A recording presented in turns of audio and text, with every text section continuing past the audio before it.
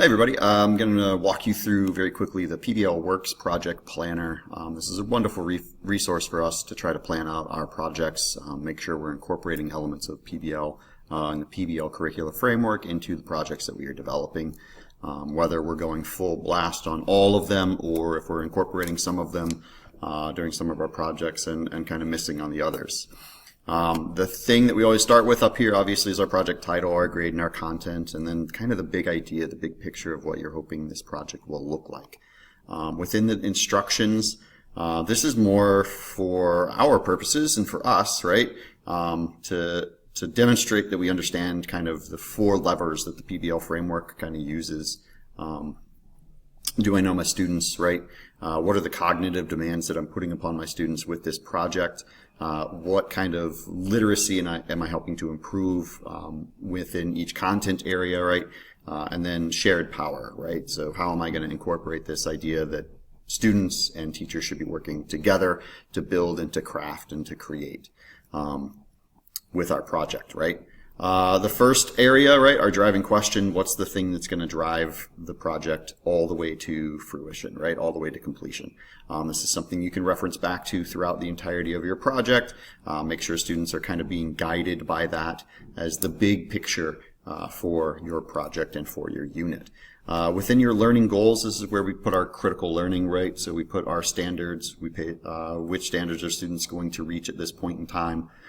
It's best if we actually list those out, especially with the demand verbs, command terms. That's the thing I was trying to say, command terms, that are usually listed in standards, right? So do students need to identify, explain, discuss, whatever those command terms are, right? The other thing that we can put in here are our durable skills. Our students working on kind of those soft skills of collaboration, communication, project management, right? Self-management, so whatever the case may be. Let's kind of just put those in here. A project summary. So what's the story of our project, right? Again, kind of what the heart of this project is meant to do, what it's meant to explore, the direction you were hoping to take with the students throughout this project. We have a space here now for our products.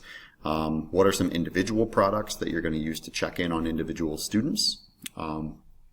If you're not willing to kind of distance yourself from standardized tests, this is a great opportunity where you can take a test that you would have given at the end of the unit and do smaller check-ins and break up the learning and say, well, let's test your knowledge in 3 or 4 standards using some of the questions and kind of the framework that I would have used in the standards-based assessment to check in with students as they progress through this project.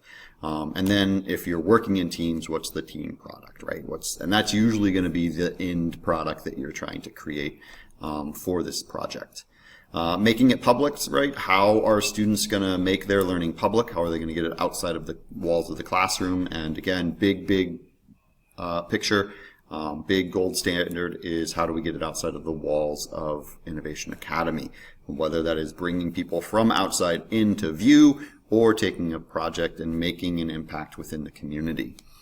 There's another space here for any key documents that you have. PBL Works is great. They have information sheets that can go out to parents. They can have family letters that you can craft that go out to parents saying, hey, just FYI, your students will be working on this project that covers these topics. Any support that you can provide, you guys can come up with ways that parents can support you in that letter and send it out to the parents, letting them know to expect what their students are working on throughout this time.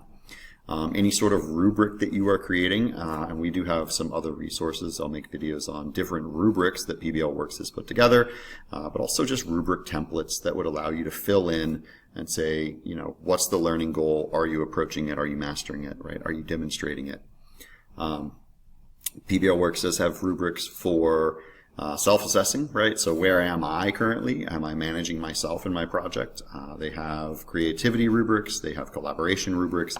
So again, different set of resources that I'll post videos for later. And then now we have kind of the lesson planning portion of our project, right?